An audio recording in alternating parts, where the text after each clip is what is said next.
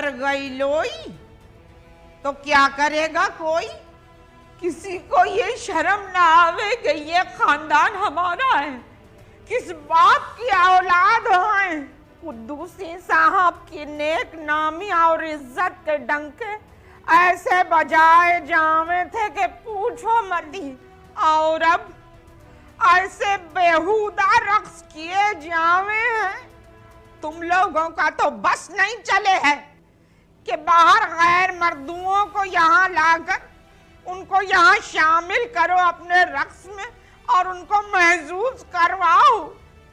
رات کو ایسا بھیانک خواب دیکھا کہ یہ مردود پیچھے سے بالکل مرد لگ رہا تھا اور مڑا تو سرخی پاؤڈر لگا ہوا تھا۔